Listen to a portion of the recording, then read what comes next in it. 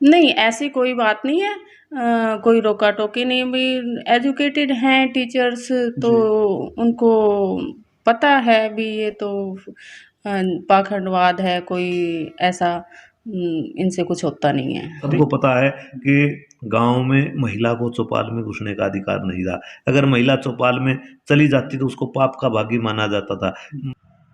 B2B channel देखने वाले सारे साथियों ने मित्रा ठीक की ओर से जय भीम जय भारत।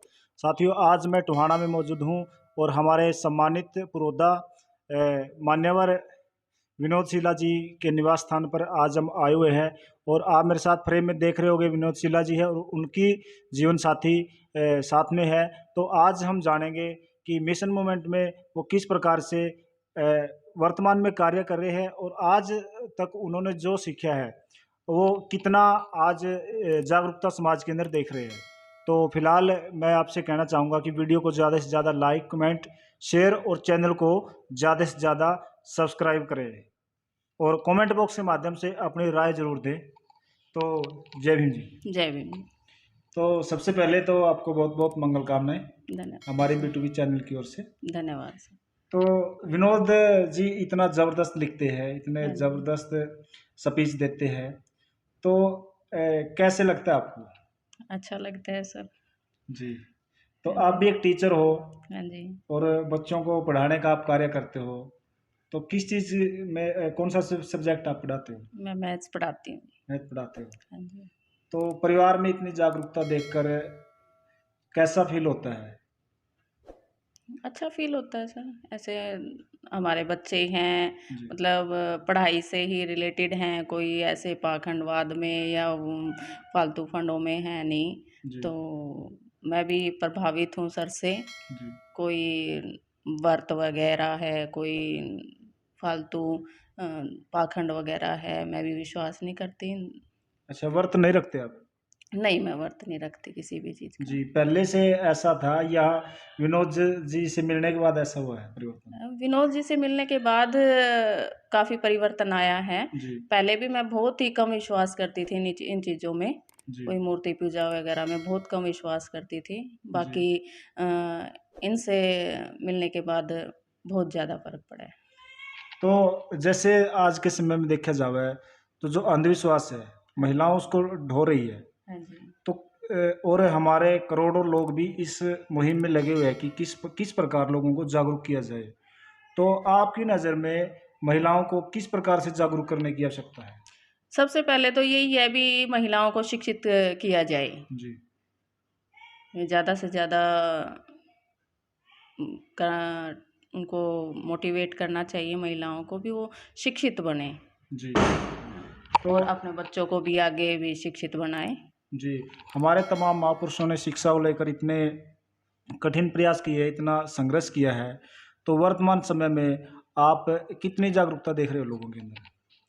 जागरूकता हाँ, देख रहे हैं काफ़ी। आने वाली जनरेशन है, उनमें भी मतलब ये है नहीं ज़्यादा अपना जातिवाद है या कुछ और पाखंडवाद है, उनमें भी हम देख रहे हैं। बाकी जैसे हमारे स्टाफ मेंबर लेडीज़ स्टाफ है, जी। उनमें भी जैसे बैठ के हम चर्चा करते हैं, जी। उनमें भी परिवार में भी कुछ आपस में बातें करते हैं, तो उनसे भी लगता है भी कुछ जागरूकता आई है। जी, जैसे आप स्कूल में चर्चा करते हो इस प्रकार से, हाँ जी। तो किसी प्रकार की कोई रोका-टोकी तो नहीं होती कि आप ये क्या बता रहे हो हमें? नहीं, ऐसी कोई बात नहीं है। कोई रोका-टोकी नहीं भी, एजुकेटेड हैं टीचर्स, तो जी। उनको पता है भी ये तो पाखंडवाद है, कोई ऐसा इनसे कुछ होता नहीं है। देखिए, ऐसा है कि महिलाओं के आपने हिंदू कोड बिल के बारे में आपने पढ़ा भी है और उसके बारे में काफ़ी जाना भी होगा। तो कुछ महिलाओं के अंदर ये बात निकल के सामने आते हैं कि जो बाबा साहब हैं वो विशेष कम्युनिटी से आते हैं और उन्हीं के लिए उन्होंने काम किया है। तो आपके अकॉर्डिंग किस प्रकार से बाबा साहब ने काम किया है? नहीं, विशेष उससे तो नहीं है। बाबा साहब ने महिलाओं के लिए, हर महिला वर्ग के लिए ही कोशिश की है। ये विशेष वर्ग के लिए ऐसी कोई बात नहीं है। बहुत से तो लोगों का कहना है ये।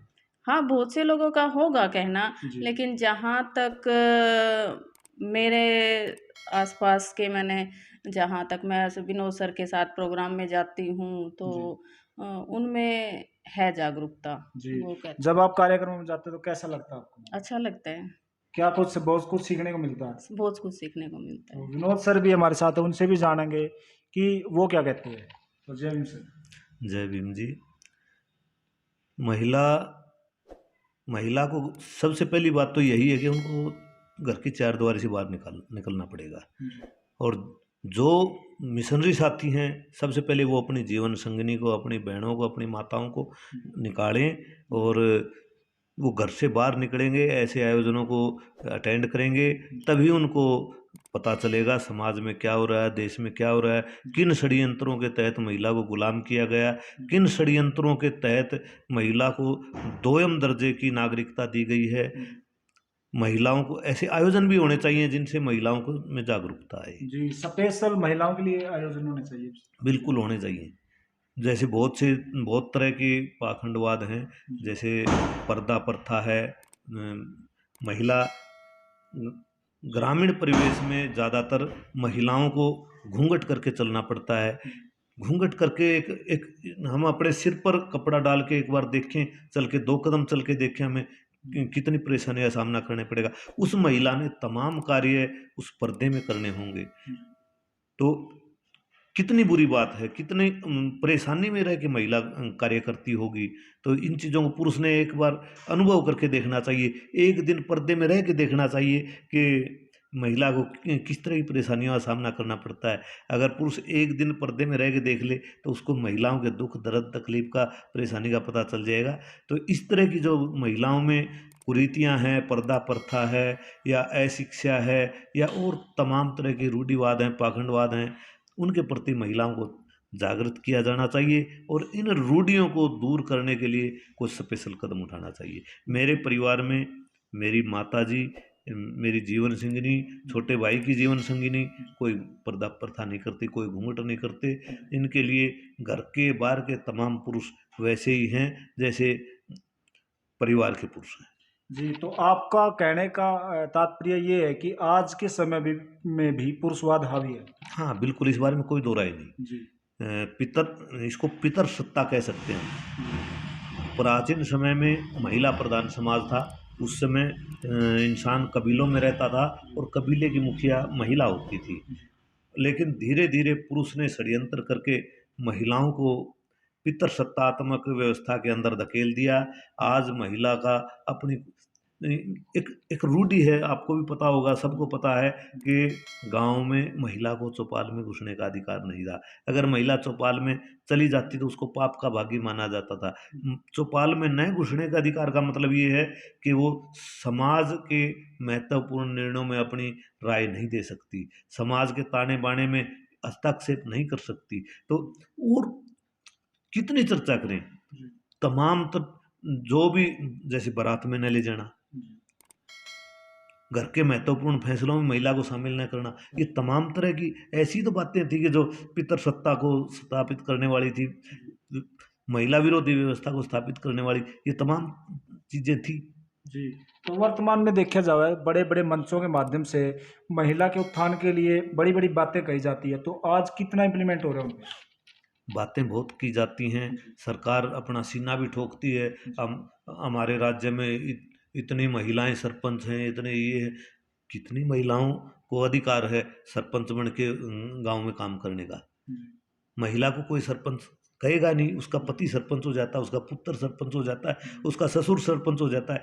एक महिला सरपंच चुनी गई, उसका तमाम परिवार सरपंच साहब कहलाएगा, लेकिन उस महिला को सरपंच का कोई अधिकार प्राप्त नहीं है। सरपंचों की जहाँ मीटिंग होती है, जहाँ मीटिंग में शामिल होना होता है, तो वहाँ उनके पति बड़ी बड़ी लंबे लंबे तुर्रे छोड़ के, पगड़ियाँ बांध के, मूँछों पे ताव दे के जा पहुँचते हैं। महिला को कोई अधिकार ही नहीं है। उस महिला को जो सरपंच बनी उसको यही नहीं पता कि भाई कौन सी ग्रांट आई है, कहाँ कितना पैसा लगा, क्या काम हुआ, क्या नहीं हुआ। वो मात्र एक रबड़ स्टैंप बन के रह जाती है, स्टैंप लगाई। और अधिकतर तो मैं बहुत बड़ा दोषारोपण कर रहा हूँ सरपंच महिलाओं के पतियों पर, वो साइन भी खुद ही करने लग जाते हैं अपनी महिला सरपंच के, अपने पत्नी के, अपनी माँ के, अपनी बहन के, जो भी उनके परिवार से सरपंच महिला है उसके साइन भी खुद तक करने लग जाते हैं। तो संविधान के इतने वर्षों के बाद भी तो इतनी जागरूकता क्यों नहीं आई है कि महिलाएं अपनी भूमिका को स्पष्ट कर सके कि जो हमारा दायित्व है उसको हम ही निभाएंगे? तो क्या कारण है इसके पीछे? इसके पीछे जो तमाम तरह के जो धर्म हैं, पूरी धर्म क्या पूरी व्यवस्था ही महिला विरोधी है। वो नहीं चाहते कि महिला को तमाम तरह के अधिकार दिए जाए। धर्म भी, किसी भी धर्म को देख लो, किसी भी धर्म ने आज तक महिला को मुखिया नहीं बनाया अपना। परिवार की मुखिया नहीं है महिला।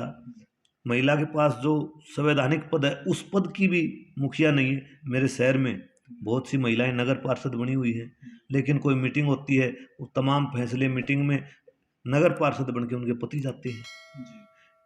व्यवस्था ईमानदार नहीं है, आज तक की सरकारें ईमानदार नहीं है, ये समाज ईमानदार नहीं है महिलाओं के प्रति, इसलिए महिला संवैधानिक अधिकारों से दूर है।